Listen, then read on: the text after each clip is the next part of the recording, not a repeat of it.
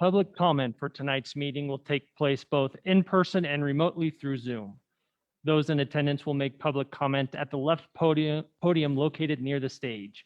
Please remember to wear your mask and keep 6 feet of social distancing from others while waiting in line. Public comment through Zoom continues using the raised hand feature. At the time for public comment, raise your hand to be recognized and unmuted by the host to give public comment. Please state your full name prior to making public comment. Also, at this time, please take a moment to silence your cell phone. Thank you.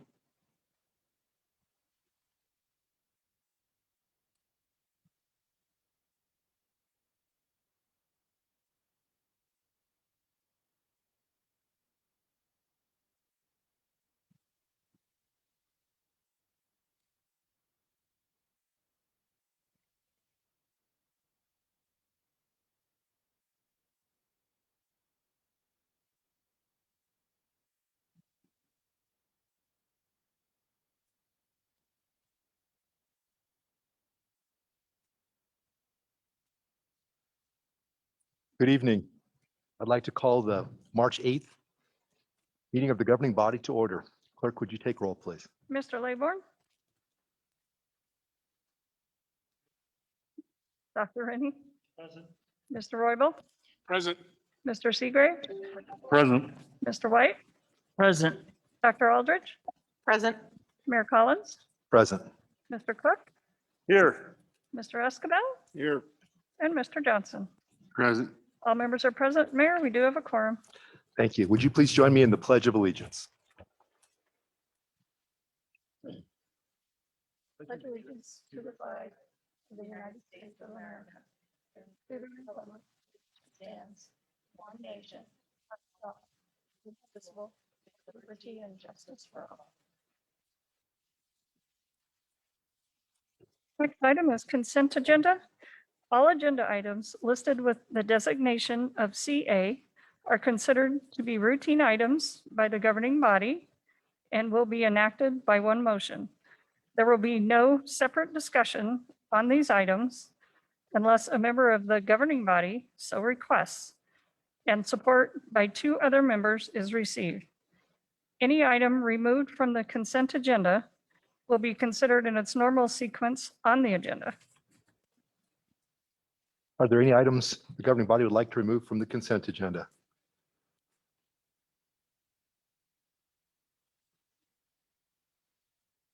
Hearing none, I would entertain a motion. Move to approve. Second Escabel. Been moved by Mr. Seagrave, seconded by Mr. Escabel to approve the consent agenda. All those in favor, please signify by saying aye. Aye. Those opposed? Aye. Consent agenda is approved. Next item, please. Next item is number 8. Public hearing for a restaurant liquor license application filed with the city clerk's office for Macha Puchari Incorporated, doing business as Do Bar Nepalese and Indian Bistro, 3515 East Lincoln Way, Cheyenne, Wyoming. All right, this public hearing is open. Is there anyone in the audience like to speak to this item? If you would, please come up to the podium and identify yourself. Michael, anything online? Not seeing any public comment on Zoom, Mayor. Okay. Any comments from the governing body? Any comments from the audience? Hearing none, the purpose of this public hearing has been met, and we'll assign this item to the Finance Committee. Next item, please. Number 8B, public hearing determining whether compliance of annexation conditions required by Wyoming statute 15-1-402 exists for land located north of Delrange Boulevard, west of Whitney Road. Okay, another public hearing. I think we should have a staff report, I'm guessing, from one of our planners. Michael, do you have one? Yes, I do believe we have Seth Lloyd through or via Zoom. Go All ahead, right. Seth. Mr. Mayor, members of the governing body, my name is Seth Lloyd. I'm with the City of Cheyenne Planning and Development Department. This annexation petition was received by the Planning and Development Office to annex 35.7 acres of land located north of Delrange Boulevard, approximately 1 half mile directly north of Dildine Elementary School at the current terminus of Van Buren Avenue. The proposal is to develop the land with single-family homes similar to those being constructed in Whitney Ranch first filing, which is located south of the proposed annexation. The preliminary plat for this land was approved in the summer of 2020 by the governing body. Concurrent zone change and final plat requests have been submitted with this annexation petition. This public hearing is being held in accordance with Wyoming State Statute 15-1-402A. Pursuant to fulfilling the requirements in the state statute, staff asks the governing body to consider the following. Hey, Mr. Lloyd, can I have you stop for just a second and ask our staff? We're not hearing up here, our speakers aren't turned on. If someone from the Civic Center might be able to check these front speakers for us, please.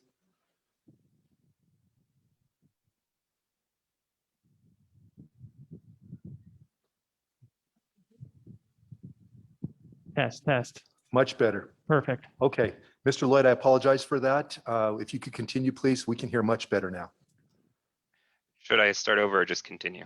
I think just continue, sir. Thank you. Pursuant to fulfilling the requirements in state statute, staff asks the governing body to consider the following.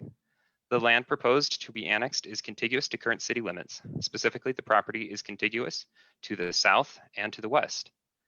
All city services and utilities currently available to the residents of the city will be provided to the residents of the annexed land when the land develops. Extending sewer will be more healthy for both the land and future residents of this area of the community. The land to be annexed is inside the urban service boundary and designated urban residential by the Connect 2045's update to the future land use map. This designation is intended for urban residential style uses, and this type of development is best supported by being inside city limits and by connecting to city services. By state statute, a certified mailing must be sent to all landowners and utilities within the annexed area 20 business days prior to the public hearing. According to the city's calendar, 20 business days prior to today's hearing was February 5th. The certified mailing was sent out on this date, and the earliest confirmation of receipt was dated February 6th. The associated annexation ordinance is item number 18 on today's agenda, and the associated zone change ordinance is item number 19. The associated final plat will be introduced to the City Council at the next City Council meeting. For the benefit of those who are viewing this, who can view this online, I will share my screen briefly to show the location of the proposed annexation. It is my understanding that those in the Civic Center might not be able to see this. Once again, this is a property is located north of Delrange Boulevard, almost directly north of Dildine Elementary School, about a half mile.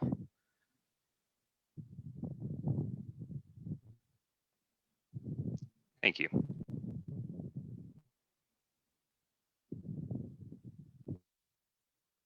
we have any questions for Mr. Lloyd from members of the governing body? Mr. Mayor, Mr. Seagrave. we know approximately the percentage of the boundary that's contiguous. Mr. Lloyd, do you know the percentage of contiguity?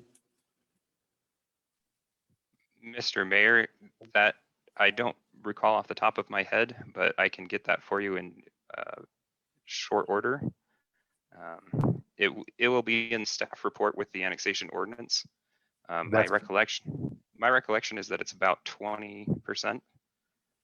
That's very good. And we'll have that in public service here on next Tuesday. So thank you, sir. Any other questions? How about from the audience? Does anyone in the audience want to speak in this public hearing on the annexation? Please come forward, sir.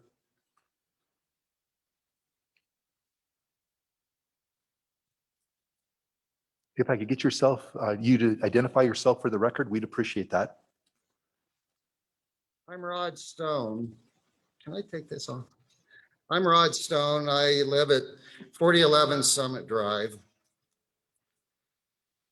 And I am here to give the mayor and some of the new council members, I know several of you council members have seen me many times, a heads up about this engineering firm.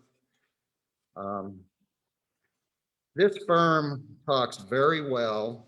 They act very professional and they're friendly. However, the proof is in the pudding. We live the help from their work downstream at Thomas Heights. This firm has total disregard for downstream properties and codes. This firm knowingly flooded our neighborhood and could care less. They go forward and they don't look back. The city has paid for a third-party review at the expense of over $26,000, and the report is gathering dust. What a waste of taxpayers' funds. This report would not have been needed if this firm designed drainages to code. Thomas Heights is not the only flawed design. They have flooded county residents from the Point and the Summit Apartments on Ridge and Story. So I feel you can expect problems from Whitney Rand. The UDC code is to ensure things are done so there is not damage done. The Utah report that the taxpayers pay for spells out what needs to be done to get Thomas Heights to code. However, that report is not used. It is right in the UDC codes that the codes are in place, so when a developer leaves, there's not a big drainage project for the taxpayers to fix. And there used to be a councilman named Rocky that took me over to Sun Valley and showed me where the developer had drained all the water to one intersection. There was, I believe, 2 storm drains there that were overwhelmed by the water and water going into people's homes. And as far as I know, Rocky never was able to get that fixed. He told me it would be around a $500,000 bill. Well, guess what? The taxpayers are being held responsible for the flaws at Thomas Heights, and the company is here wanting more permits. So, and they have a big mess behind them. If this was an honorable firm, no one would have to chase them around like I have to do to try to get the city, the county, WYDOT to enforce their codes and easements that are being violated and causing a lot of damage, stress, worrying, and it's depressing. So as you think about give these a green light, I would think about the future problems that may be done down the road. I am asking they get no more work until they fix the work they have done. Thank you. Are there any questions? Thank you, Mr. Stone. Mr. Stone, I can just share with you, I've only been mayor for 2 months, but I have been meeting with staff on your situation, and we have a solution that we're working forward with. And hopefully in the near future, you'll see some positive results from that work. But I appreciate you coming here and speaking with us tonight. Thank you. Thank you. Is there anyone else in the audience like to speak to this item? Please come forward.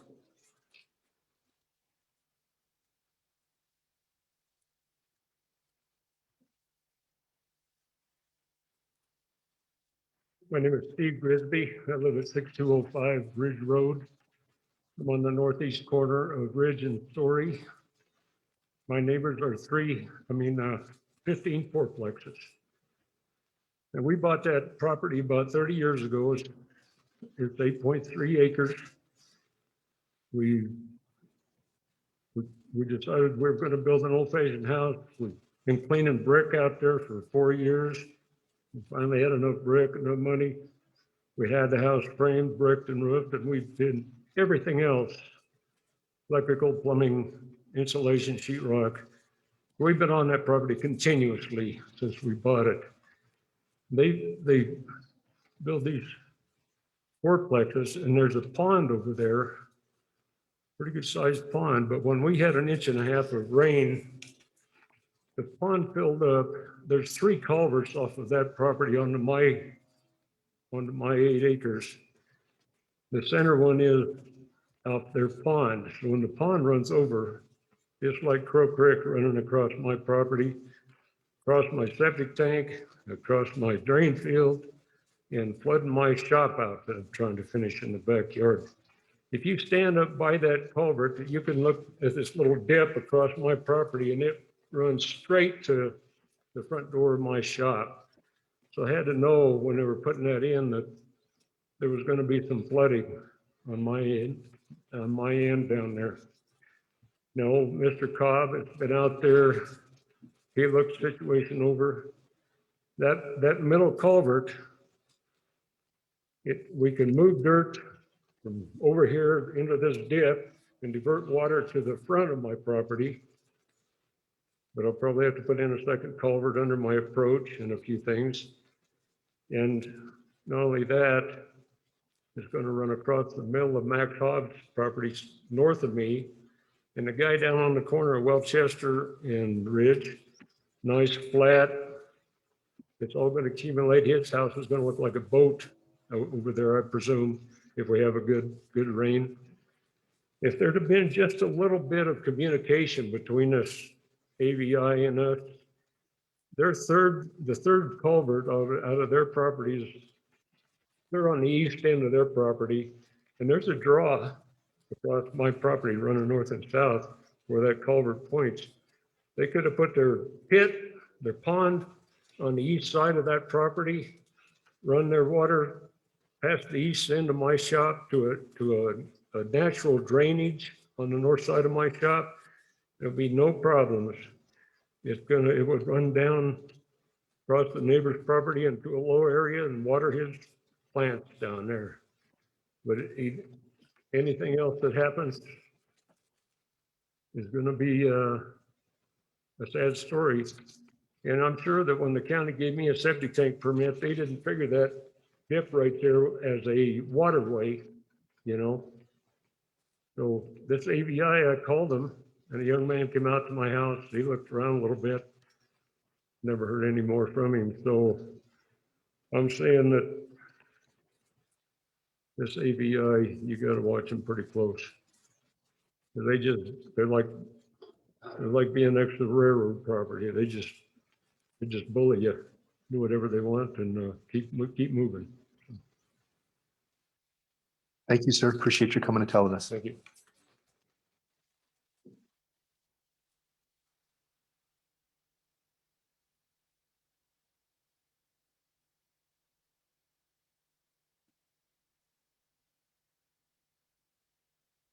Hi, I'm Larry Bechtel, 6205 Arthur Avenue, Cheyenne, Wyoming. I've been flooded out since August of 2017. I went to the city officials then.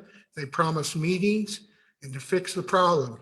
I asked for a map showing me the downstream drainage of the affected properties. I was never provided one until Tom Cobb provided me one in 12/18 of 2020.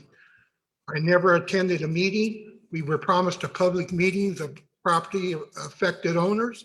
I've made maps showing how the water from the excessive illegally dumped water on private property runs and destroys people's septic systems. It's caused structural problems in houses and property. It's ruined my septic tank. I could no longer do my washing in my house. I had to go start doing my laundry. Tom Cobb's solution is for me to get a loan and put a new drain field right in the drainage path. And there's 58 affected landowners. Supposedly there's a natural stream that's always been there historically, and this is all historic water. I lived in that neighborhood since 61, and I've never seen water through my property like that in all my life. And everybody's going to offer a solution and fix it. I've tried to contact the city attorney. He doesn't return my calls. He sticks his nose up at me. He finally called me today after I had talked to assistant attorneys, and he knows nothing about the conversation. I think it's corrupt, and I think there's government officials that don't stand up. The state is involved with the highway department. Their rights are with the private landowner to retain water for a certain length of time. And it's a matter of hours, and it stays in there for days. I've mapped it and kept track of it. It stays on his property for days, but all the excess water runs through my property, and I'm sick of it. And I think the city needs to do something to protect the rights and property of the senior citizens instead of treating us like garbage. Thank you, sir.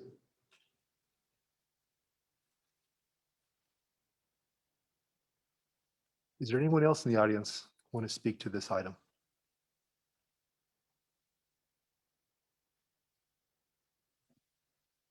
Mr. Laborn.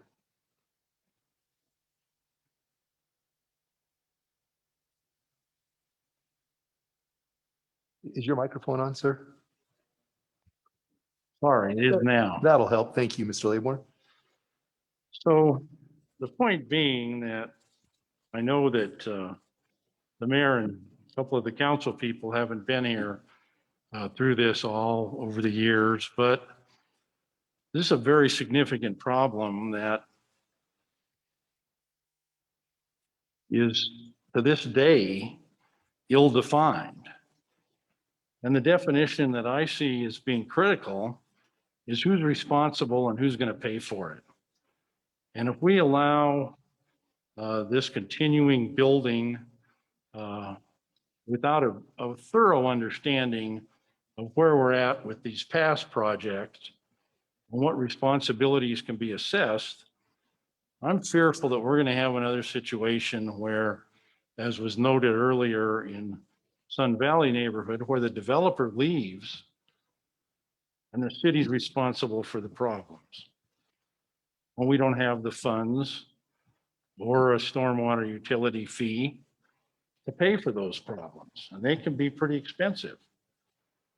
So I would suggest that this is the initiation of a process to identify the issues on this particular piece of property as they relate to previous pieces of property that were developed by similar people or similar organizations, I should say. So as was referenced earlier, that third-party analysis that was received in August of 19 has never been disputed.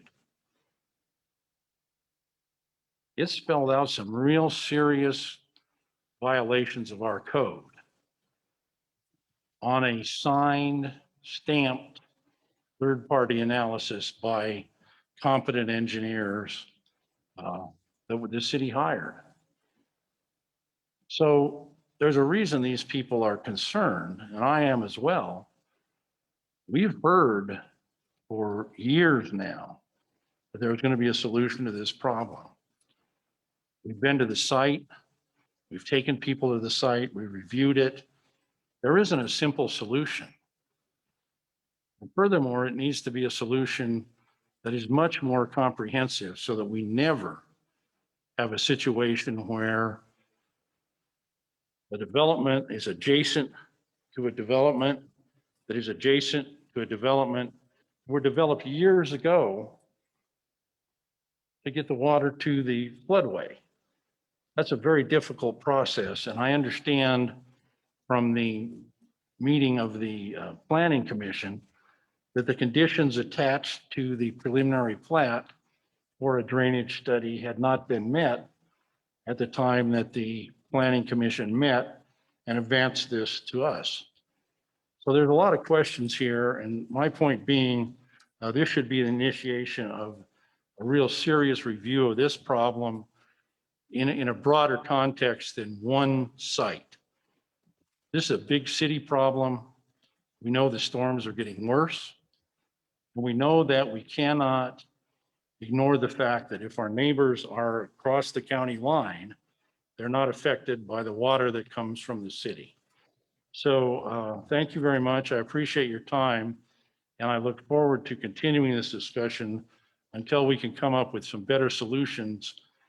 Then we're going to take care of it, which I have heard for several years and have yet to see the documentation of how we're going to take care of it. Thank you, Mr. Thank Laborn. you. Any other comments from members of the governing body on this public hearing or the audience? Comments? Hearing none, the purpose of the public hearing has been met. Next item, please. 8C, public hearing to determine whether compliance of annexation conditions required by Wyoming statute 15-1-402 exists for land located north of Delrange Boulevard, east of Griffith Avenue. Thank you. Is it Mr. Lloyd again? Mayor Good Coles, I believe it's Mark Christensen. Mr. Christensen? Good evening, Honorable Mayor, members of the governing body. My name is Mark Christensen with the Planning and Development Department.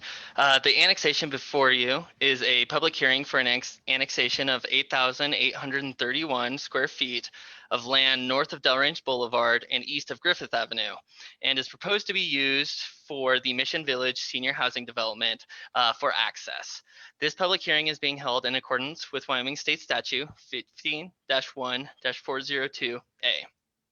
Pursuant to fulfilling the requirements in the state statute, staff asks that the governing body consider the criteria outlined in the staff report, which is summarized here. The land proposed to be annexed is 100% contiguous to the current city limits, fulfilling criteria 2, 3, and 4. Additionally, all city services and utilities currently available to residents of the city will be provided to the residents of the annexed land. Permitting police and fire protection through the annexed access will increase the health and safety of the residents, fulfilling requirement 1. In addition, the area to be annexed is inside the urban service boundary and is designated urban residential by Plan Cheyenne. This type of development is best supported by being inside city limits and by connecting to city services, further fulfilling criteria 2 and 3. Furthermore, utility franchises are in place to serve the annexation, fulfilling criteria 5. Lastly, by state statute, a certified mailing must be sent to all landowners and utilities within the annexed area 20 business days prior to the public hearing. This was sent on February 5th, with the earliest confirmation of receipt being received on February 6th. And with that, I am available for any questions. For the members of the audience, the annexation map should be available online, and sharing my screen right now for those joining online. Thank you, Mr. Christensen. Is there anyone in the audience here tonight to speak to this annexation?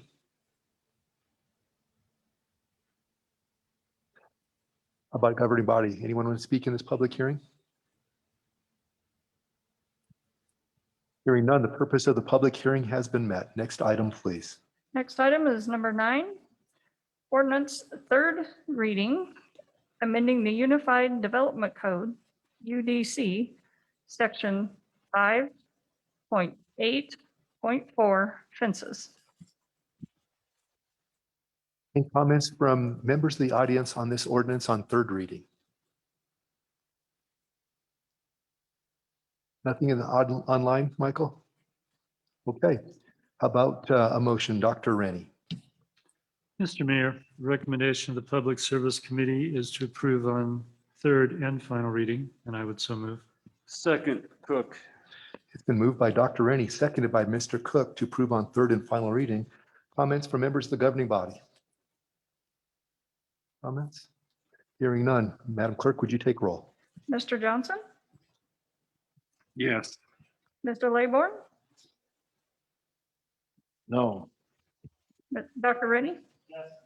Mr. Royball, Yes. Mr. Seagrave, Yes. Mr. White, Yes. Dr. Aldrich, yes, Mayor Collins, Yes. Mr. Cook, Yes. Mr. Escabel. No. The ordinance is approved on third and final reading with Mr. Escabel and Mr. Laybourne voting no. Next item, please. Number 10, ordinance third reading, amending the Unified Development Code of the City of Cheyenne, Wyoming, to create the definition family unit and amend the definition of dwelling unit. Thank you. Any comments from members of the audience? Comments, Michael? Mayor, it does look like we have a raised hand on Zoom. If you give me 1 second. Thank you, sir.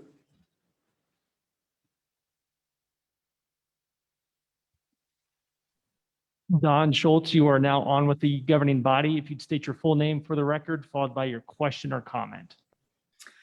yes, Mayor Collins and members of the governing body. I am Ursula Schultz. I'm here with my husband, Don Schultz, and we are in favor of this proposed change. Thank you. Thank you, Ms. Schultz. Anyone else in the audience who would like to speak to this? Okay, hearing none. Dr. Rennie. Mayor, the recommendation of the Public Service Committee is to approve on third and final reading, and I would so move. Second, White. Been moved by Dr. Arnie, seconded by President White to approve on third reading. Comments from members of the governing body? Mayor Collins, Dr. Aldrich.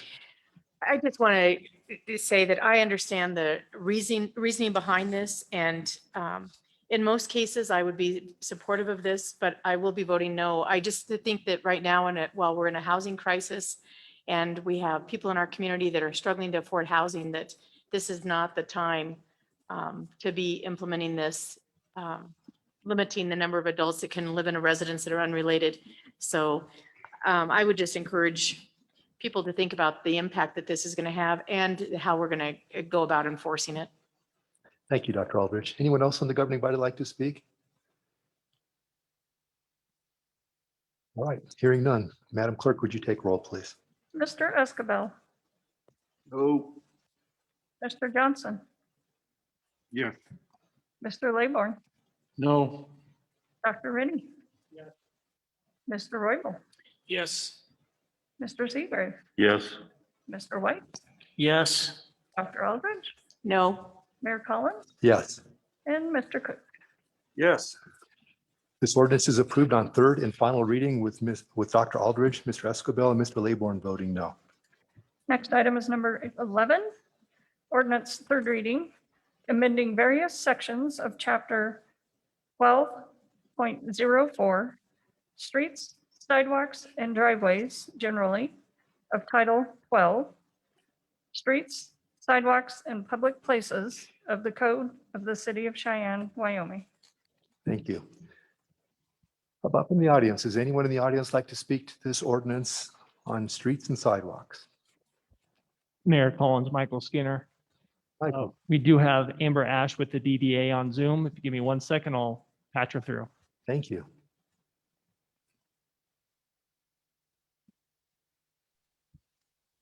Amber, you're now on with the governing body. State your full name for the record, followed by your question or comment.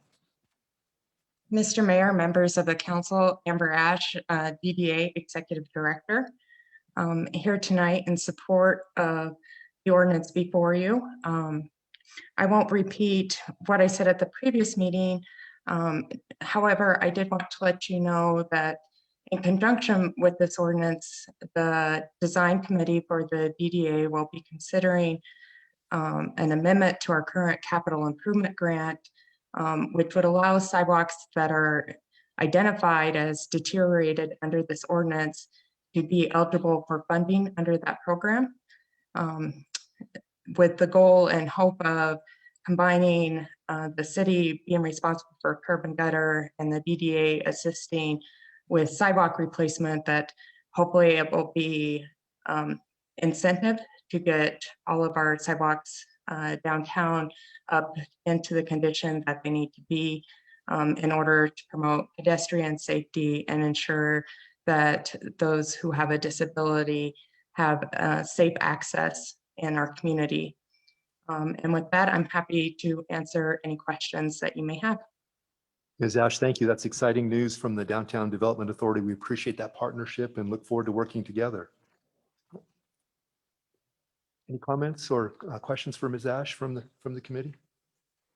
Thank you, Amber. How about from the audience? Anybody else like to speak to this ordinance? Hearing none, Mr. Roybal, I would entertain a motion. Mr. Mayor, the recommendation of the Finance Committee is to approve on third and final reading, and I so move. Second, Cook. It's been moved by Mr. Roybal, seconded by Mr. Cook to approve on third reading. Mr. Mayor, I move to amend by substitute dated March 1st, 2021. Second, White. It's been moved by Mr. Roybal and seconded by Mr. White to amend by substitute. And I believe, if I'm correct, the substitute has two parts. One, it changes the dollar amount from 5,000 to 20,000, and it also removes the words cement and concrete when it talks about the definition of a curb and gutter. That is correct, sir? correct. That is correct. Okay. Any comments from the audience on the amendment before us? How about from the governing body?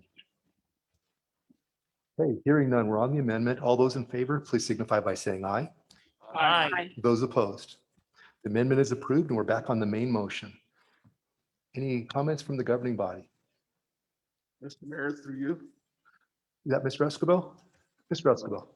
Yeah, I'm very supportive of the issue, but if you look around the city, it's a citywide issue, just like our drainage issue is a citywide issue.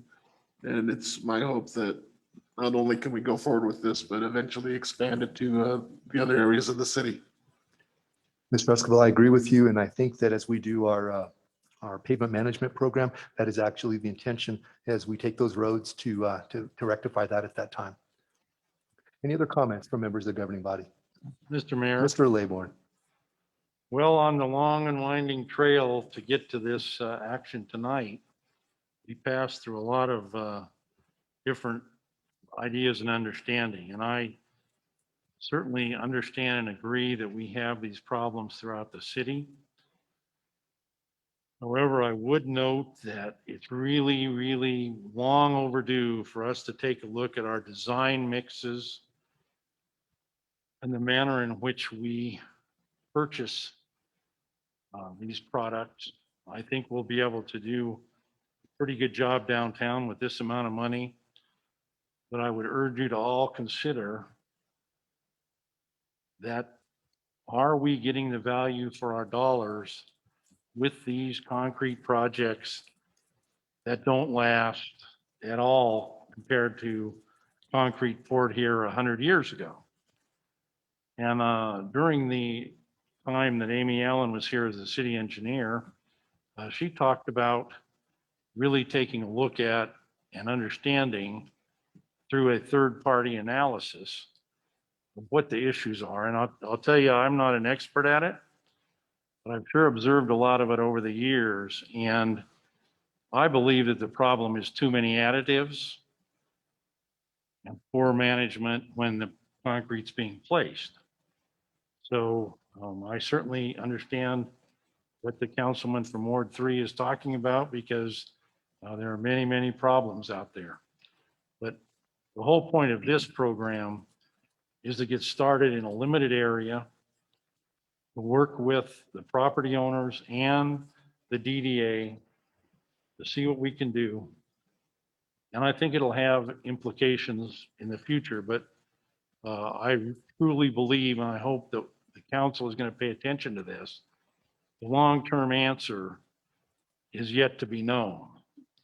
And that is an analysis of a very complex chemical, physical problem involving a lot of factors. And really, really critical that we look at that as we go down the road. So I hope we'll pass this tonight and have the opportunity to begin that journey.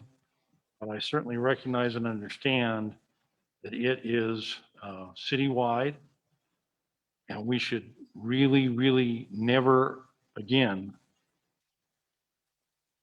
utilize the kind of product that we have in a lot of these cases, because it is inferior. So thank you for the effort that's got us here this far, and I look forward to continuing until we can resolve some of these problems downtown and throughout the city. Thank you. Thank you, Mr. Laborn. I think most of us on the council, when we talk about curb gutters and roads, look to you for leadership on that issue. So thank you. Any other comments from members of the governing body? Mr. Mayor, Mr. Seagrave. recently, Councilman Laborn and I had an opportunity to meet with city engineer, Mr. Cobb. And he indicated that as a result of the proposed Air Force project, that the vast majority of concrete is going to have different, again, I'm no expert here, but mix. And initially, anyway, the finish of that is going to be an issue. And I don't know that we fully understand yet what other chemical reactions might come from this, but I do believe it's something we need to be aware of. And it does sound like it will, the big concrete people are going to cater to this huge project, and I think we're all going to end up living with it. So I think we need to understand what it is. Thank you. Thank you. Appreciate it. Anybody else on the governing body? Mayor Collins. Dr. Aldrich. I want to take this opportunity to thank Councilman Laybourne for his leadership in this area. And I agree that our downtown area is in much need of curb and gutter repair, but I'm also very concerned, as is Councilman Escabel, that we have this problem throughout our community and that this needs to mark only the beginning of these types of repairs. I think every single ward in our city is struggling with curb and gutter and with poor materials that have made this up historically. And as we move forward, if this should pass tonight, please be assured that Ward 3 will be continuing to come back looking for this to be taken care of in other wards, not just Ward 1. Thank you, Dr. Aldrich. Any other comments? Hearing none. Madam Clerk. Mr. Cook, Yes. Mr. Escabel, Yes. Mr. Johnson, Yes. Mr. Laybourne, Aye. Dr. Rennie, Yes. Mr. Royball, Yes. Mr. Seeger, Yes. Mr. White, Yes. Dr. Aldrich, Yes. and Mayor Collins. Yes. Thank you. This ordinance is approved on third and final reading as amended. Next item, please. Number 12, ordinance second reading pursuant to section 2.2.2, plan development regulating plan, and section 5.6.2, PUD planned unit development district of the Cheyenne Unified Development Code, UDC, amending ordinance number 3741, which established the Village Planned Unit Development, PUD, to allow mixed-use businesses, MUB, district use on Lot 28 of Block 2 of the Village PUD, located southwest of the intersection of Powder House Road and Old Town Lane. Thank you. Is there any comments from the audience on this change to the PUD? Any comments? Dr. Rennie, I'd entertain a motion.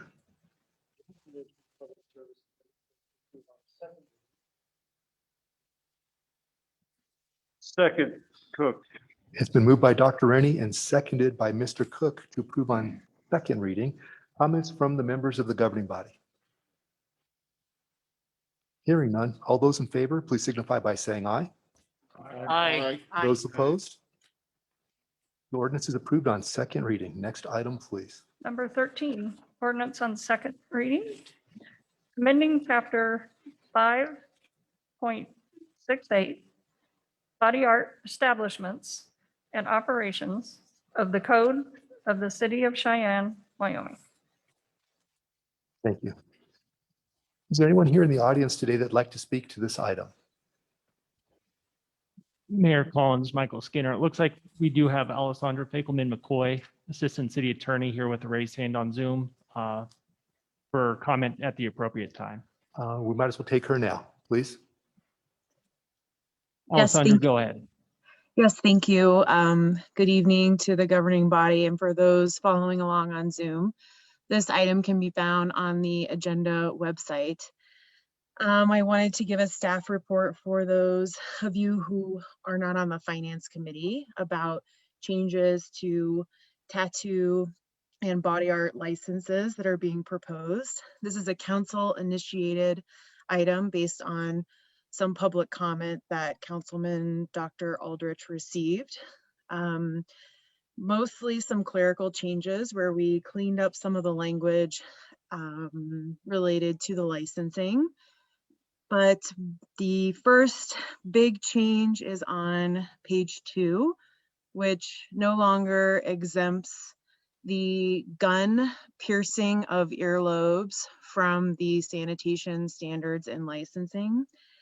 And we also changed a definition pursuant to minors having genitalia pierced. I will also be proposing an amendment this evening, which is dated March 8th, which changes the anatomical reference to piercings for juveniles, for those under 18. I can stand for any questions, and it is possible that Councilman Aldrich would like to speak to this item as well. Thank you. Thank you, ma'am. Is there anyone else in the audience like to speak to this? Please come forward.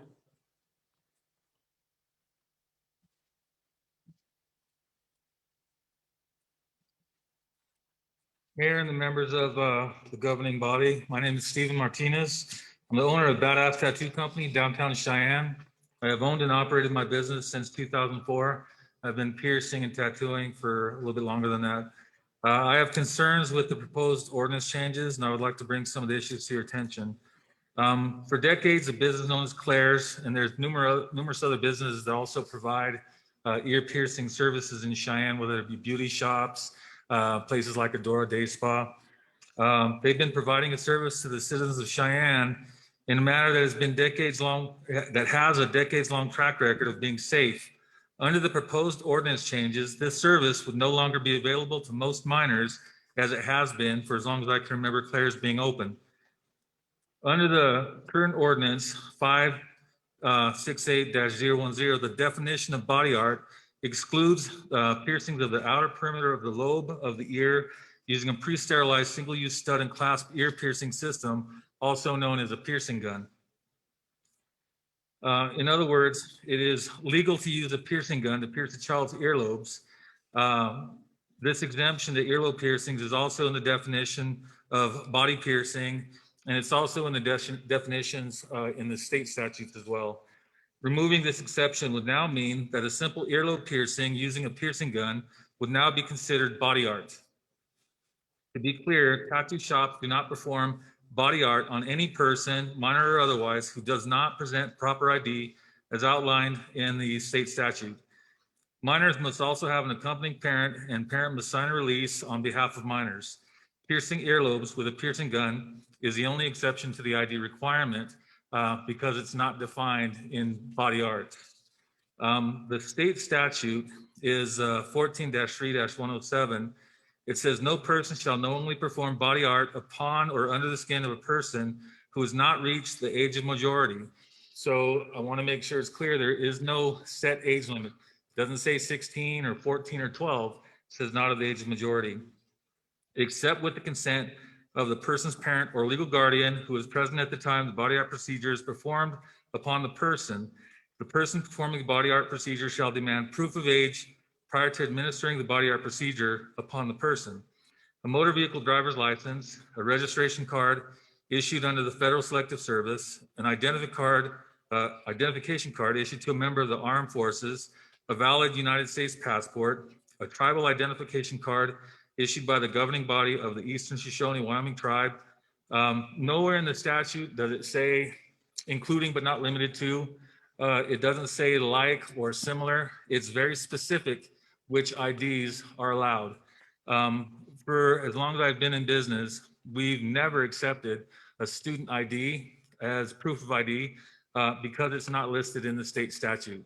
So again, to pierce a minor and accept a student ID would not be only unlawful, in my opinion, it's unethical. If someone came in and wanted a piercing, a face piercing, or a tattoo even on someone who was 12 years old, if we were allowed to accept student IDs, I think certain shops would take advantage of that and do piercings and tattoos on people that have no business having that done. And sometimes you'd be surprised what parents are willing to let their children do.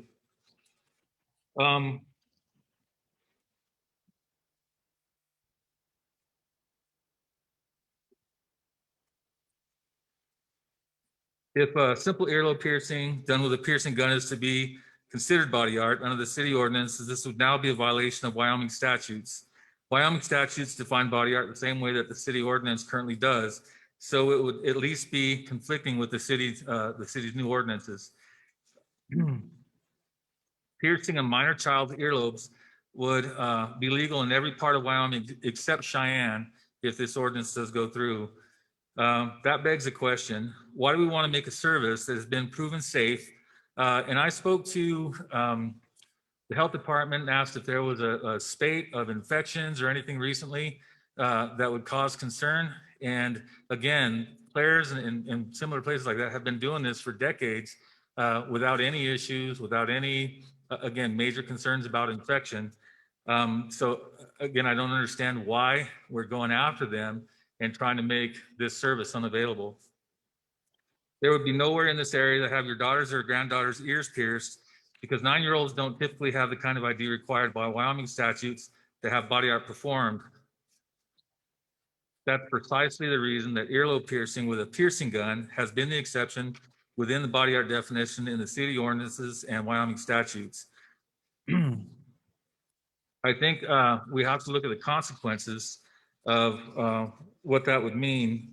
If we make this service unavailable through places like Claire's or beauty shops, people are either going to go out of town to have this done, or they're going to go back to the old method of frozen potato and safety pin through the ear, which is much more, concerning when it comes to health issues. So I think that's about all my comment is. If anybody has any questions, I'd be glad to take questions. Thank you, Mr. Martinez. Appreciate it. Anyone else in the audience like to speak to this item?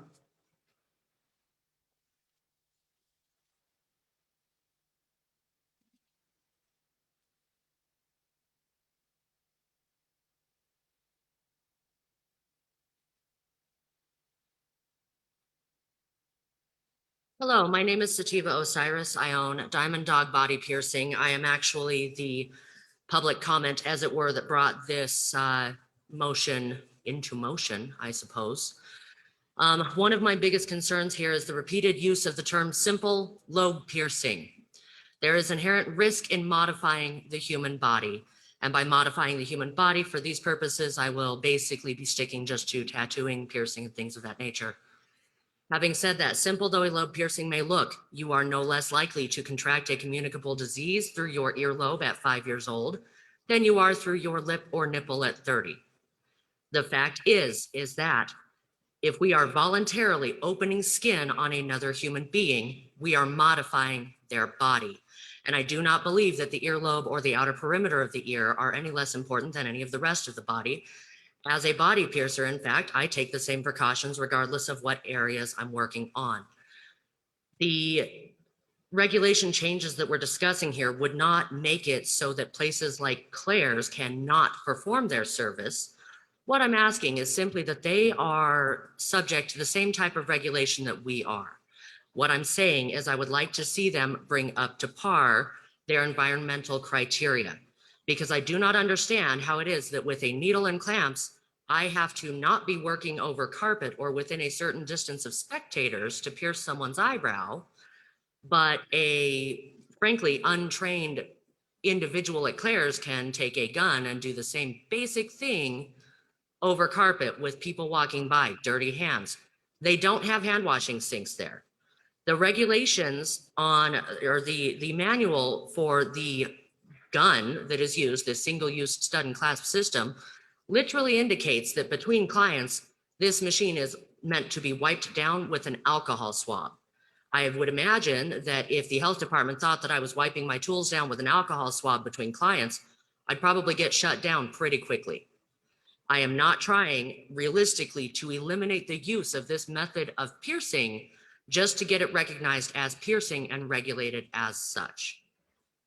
Because again, one is no more likely than the other to cause any kind of issues. And as was brought up at the first reading, it realistically, it's not the worst thing that's ever happened in the history of mankind, gun piercings on ears. However, to say that it's got a proven safety record is pushing it quite a bit, in my opinion. We actually discussed at the first reading the fact that there's not really anywhere for people to go and report issues with things like this. Additionally, over the course of my career, I have seen just a tremendous number of issues relating to these things. These guns are also not meant to be used on cartilage at all. I would love to see them not used in that way, period, but I'm also aware that that is not realistic. So again, I'm not trying to eliminate this as a service that is an option for people. And I honestly agree with Mr. Martinez that yes, We could use some type of amendment to the identification requirements if this passes. However, I think it's a little bit naive to assume that it's more dangerous inherently doing a piercing with a needle than it is by just shoving a stud through, causing blunt force trauma. Because the fact is, they do not have hand washing sinks in the establishments that are using guns as a rule. There are exceptions. They have no way of properly disinfecting their equipment. They have no training to that end, and they are not required to even show the attempt at any of the above. And I just believe that a piercing is a piercing at the end of the day. And I think that anyone who is doing them in a way where they are going out and making money doing this, where we are reasonably as clients to believe that they are going to be safe and well trained, I believe that they should be doing it under the same environmental criteria that the rest of us need to. Thank you, Because ma'am. that just makes sense to health and safety for the public. Thank you, ma'am. Appreciate your comments. Anyone else like to speak?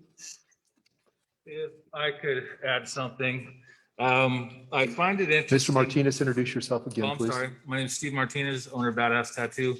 I think it's interesting to note that she initiated this proposal, ordinance changes. She's the one person in town that would actually benefit from places like Claire's, beauty shops, and spas not to be able to do piercings because it would greatly increase the amount of business for her. And again, I'm not trying to make any accusations. I just find that pretty interesting. Also, like I said, you know, she keeps bringing up infections, and I'd like to see some evidence. If the health department, and I think surely if anybody's had issues with Claire's, you know, health problems, it would be reported to the health department. And again, that hasn't happened. So again, I just wanted to point a couple more things out. Thank you for your time. Thanks, Mr. Martinez. Anyone else in the audience like to speak to this body art ordinance change? Michael, do you have any online? Okay, last chance for the audience. Hearing none, Mr. Roybal. Mr. Mayor, the motion to approve on second reading failed at the Finance Committee, and therefore there is no recommendation. But for the sake of discussion, I so move. I would second. It's been moved by Mr. Roybal, seconded by Dr. Aldridge. To approve on second reading. Comments from the committee? I would like to make a motion to adopt the proposed amendment that our Assistant City Attorney Alessandra Begelman referred to. We have a motion to amend by substitute. Is there a second? Mr. Mayor, that motion is dated 3/8/2021, Thank you.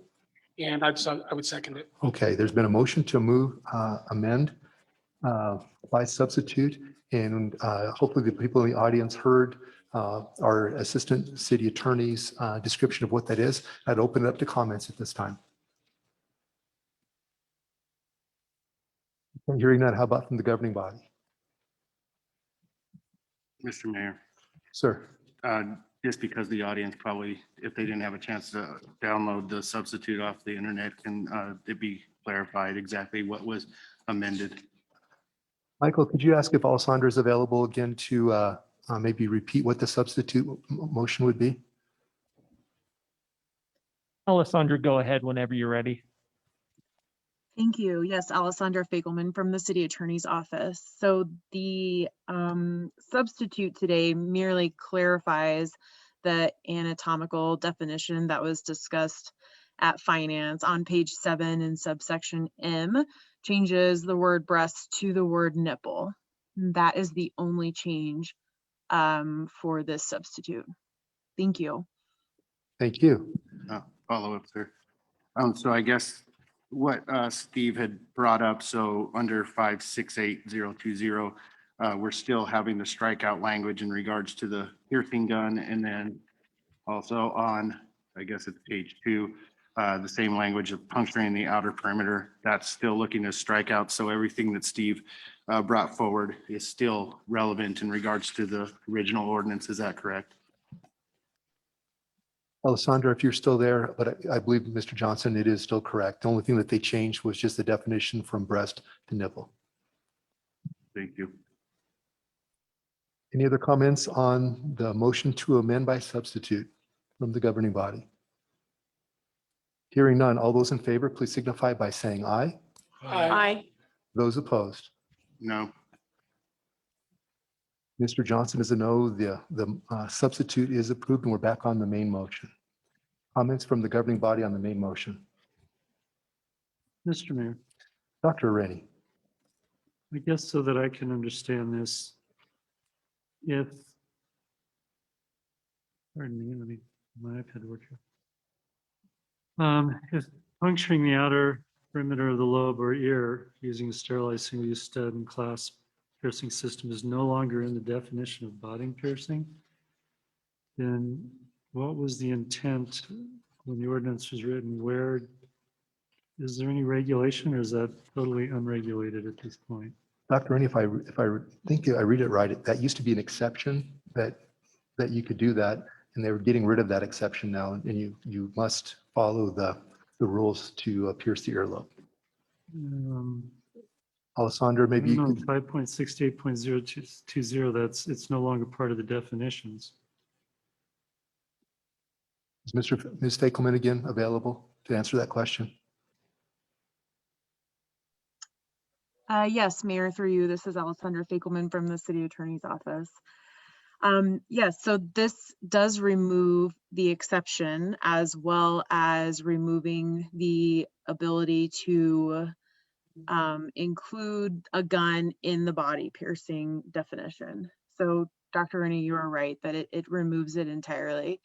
If it's something that we need to amend to allow gun piercing, we can definitely do that. The intent of the amendment is to have all of the regulation apply to ear piercing generally, so that the sterilization techniques were brought up to code and there was no more exception for gun piercing. Thank you. Dr. Rennie, did that answer your question? Yeah, I guess so. I just, like I said, in page 1, it's in definitions, and page 2, it's in definitions. And, so to me, it seems like there's no, and that doesn't refer to exceptions. So maybe I'm misreading it, but it seemed like they were removing any regulation of that at all.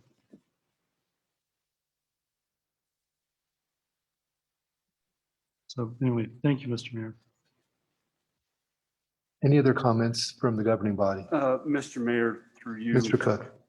Maybe for the sponsor, Dr. Aldrich, or Ms. Fakelman. I guess my question is, was there any effort to engage or what would have been and I don't recall if at the public meeting they were there or not, but has there been any engagement with any of the groups such as Adore Day Spa, Claire's, as far as what the impact would be on their business with this proposed change, or what has their feedback been if they've been engaged in this process at all?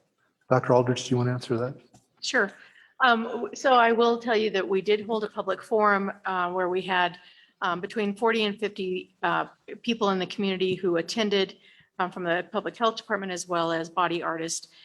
I do know that Claire's has been contacted. They were informed of that public forum meeting and were not able to or chose not to participate. There have been several contacts made with Claire's. I know that there at one time Walmart was piercing, and my understanding is they now are no longer doing that. But yes, that attempt has been made. They have been informed and have had no comments other than through Mr. Martinez. Thank you, Dr. Aldrich. Mr. Johnson? Yes, sir. Actually, he's, I think, onto something just because of the way that it's written. The 2 strikeouts are on definitions only. So I don't know if I'm mimicking what he said, but just by the removal of definitions, and there's no other part in here that literally states as far as, exceptions. So I guess what guidelines are they following now if we're just removing or doing strikeouts on definitions only and no other part of the ordinance, unless that's not where you were going with that? Dr. Aldridge, do you want to answer that or have Alessandra? Alessandra, yeah, we can have Alessandra answer that. Ms. Fakelman? Yes, Mayor, through you, Alessandra from the City Attorney's Office. So piercing with a gun used to not be body art, and piercing with a gun used to not be body piercing. Now piercing with a gun is both body art and body piercing. No more exceptions. And Ms. Fakelman, that means they need to meet all the other standards for a body artist or body piercer. Yes, exactly. Did that answer the question, Mr. Johnson? Yes, that's fine. Thank you. All right.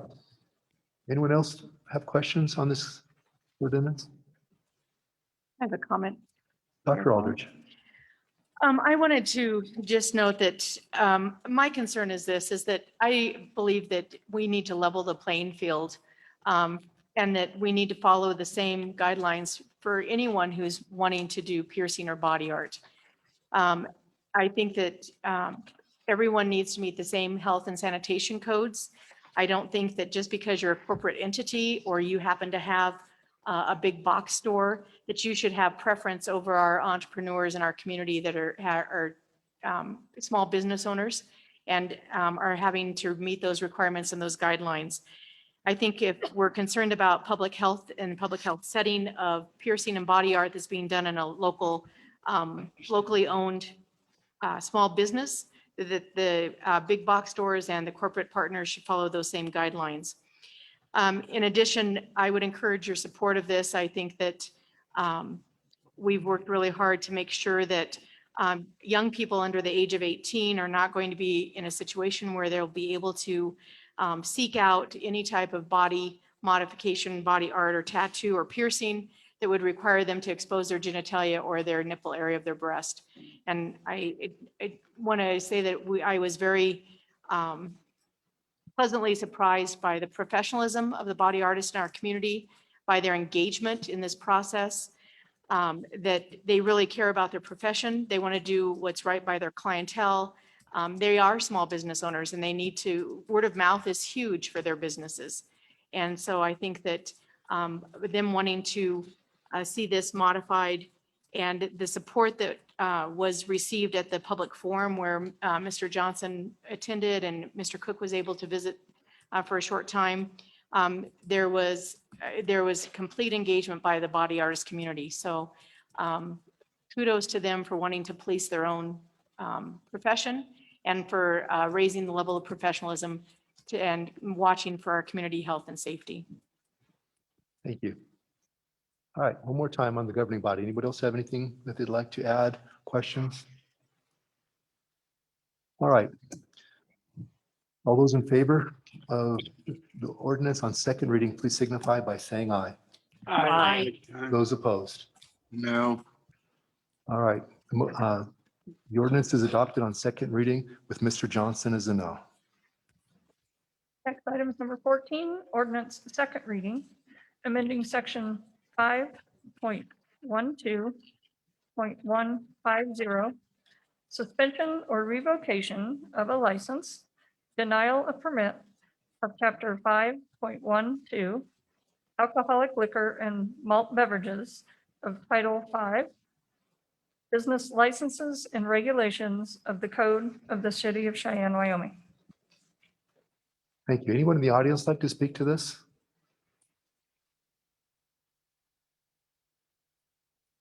Mr. O'Donnell. Good evening, Mr. Chairman. Mike O'Donnell, City Attorney, members of the governing body.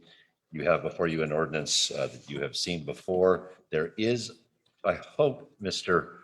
Chairman, an amendment coming to clarify some language. I see a nod from Mr. President. I can speak to that amendment before it comes, just for clarity purposes. In section 5.12.150A2, the reference had been originally to a violation of any other law of the state of Wyoming. The amendment that I anticipate you'll hear in just a couple of moments will modify that to a violation of any state law or order related to the sale of alcohol. It's a narrowing of the language to make sure that the intent of the ordinance is carried out and is not overbroad. I'm of course happy to answer any questions. Thank you, Mr. O'Donnell. Do you have any questions from members of the governing body? Thank you, sir. Anyone in the audience like to speak to this item? Mayor Collins, Michael Skinner. Michael, We do have public comment through Zoom from Alf. If you give me 1 second.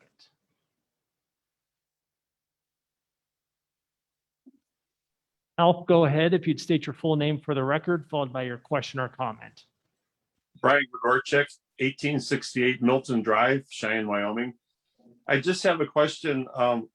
The intent of it, I understand getting everything up to snuff, but what's the intent of this ordinance? I guess I don't understand.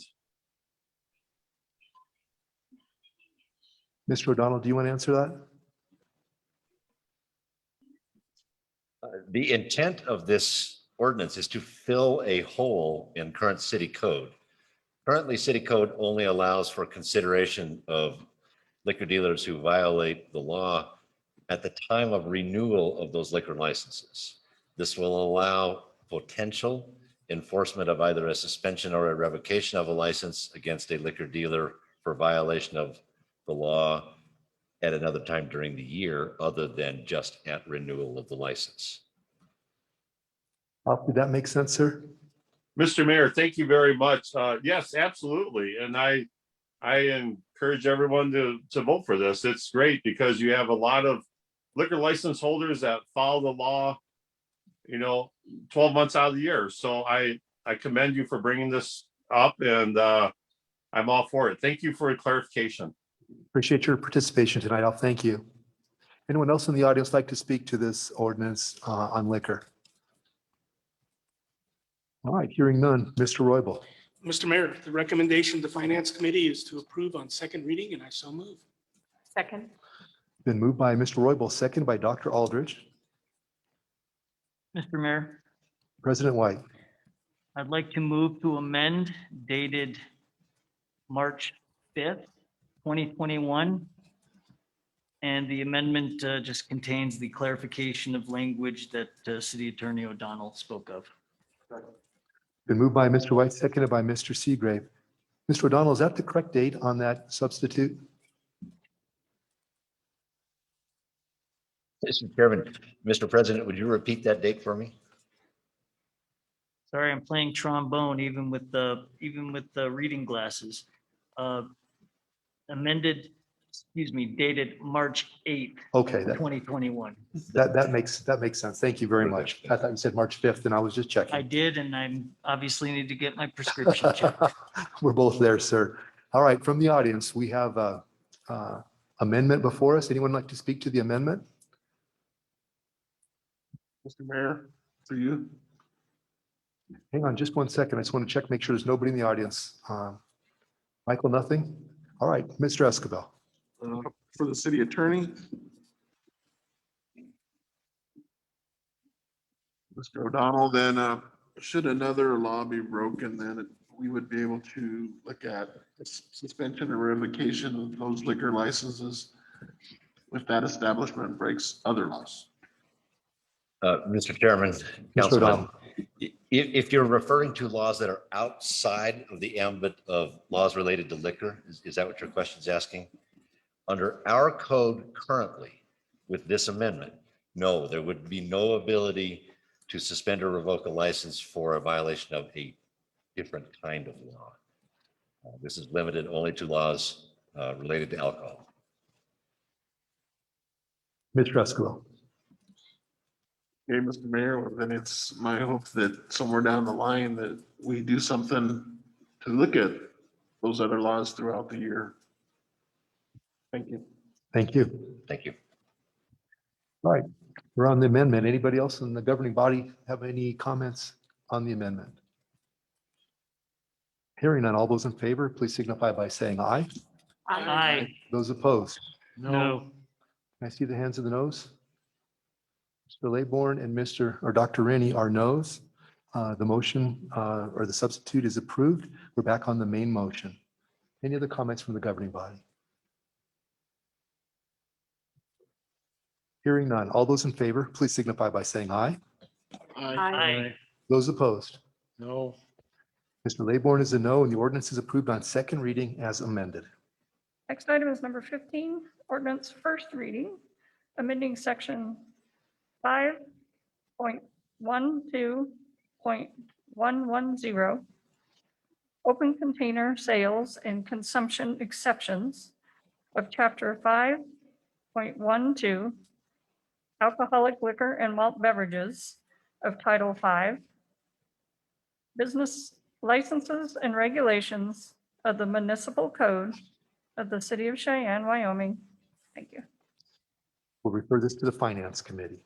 Next item is number 16, ordinance first reading, amending the official zoning map of the city of Cheyenne, changing the zoning classification, CB, community business, to MUB, mixed use business emphasis, for property generally located at the southwest corner of the intersection of McCann Avenue and East Pershing Boulevard. We'll refer this one to the Public Services Committee. Number 17, ordinance first reading, amending the Unified Development Code, UDC, section 6.6.3, point B, point 1, encroachments. We'll send this one also to the Public Services Committee. Number 18, ordinance first reading, annexation to the city of Cheyenne, Wyoming, land located north of Delrange Boulevard, west of Whitney Road.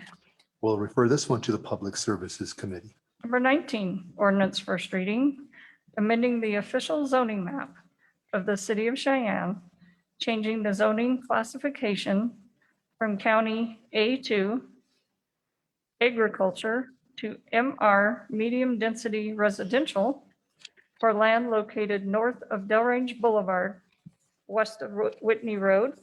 Dr. Rennie, you're going to be busy. This one goes to the Public Service Committee also. Next item is number 20, first reading, annexing to the city of Cheyenne, Wyoming, land located north of Delrange Boulevard and east of Griffin Avenue. This one will also be referred to the Public Services Committee.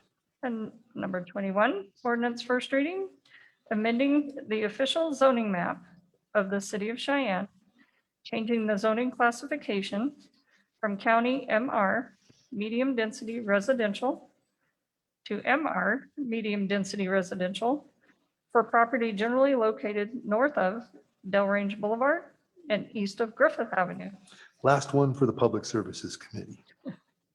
Number 23, resolution authorizing submission of a federal emergency management agency preparedness grant under the Staffing for Adequate Fire and Emergency Response SAFER program on behalf of the governing body of the city of Cheyenne for the purpose of providing additional staffing. Is there anyone in the audience like to speak to this item tonight? Hearing none. Mr. Roybal. Mr. Mayor, the motion to adopt failed at the Finance Committee, therefore, there's no recommendation. But for the sake of discussion, I would so move. I would second. Been moved by Mr. Roybal, seconded by Dr. Aldridge. Comments from the committee? Mr. Mayor, Mr. Seagrave. I speak in favor of this resolution. I know there are issues, particularly at the back end, as far as being able to afford the additional staffing and that type of thing. But I think with what we've been discussing potentially as far as an additional fire station, replacement of potential retirees, that type of thing, I think this gives us a bridge to get through this pandemic time. And I would speak in favor and support. Thank you, Mr. Seagrave. Anyone else like to speak to this item on the SAFER grant? It's Dr. Aldridge. Dr. Aldridge. Mayor Collins. I would just like to say I would concur with Councilman Seagrave. I think that while we know that this is a time-limited opportunity for these dollars, that through attrition and through hopefully additional first responders, fire and safety individuals being needed due to hopefully a new fire station, that we would be able to utilize those firefighters and be able to absorb them into our system. And I think that in our goal setting session, that fire and safety and public safety was a major goal for all of us to make sure that we're able to keep up with the expansion and the annexation. So I would also be in support of this. Thank you, Dr. Aldridge. Anyone else? Hearing none, all those in favor, please signify by saying aye. Aye. Those opposed? The resolution is adopted. Next item, please. Next item is going to be 32A, voucher report. Any comments from members of the audience on the voucher report? How about from the governing body?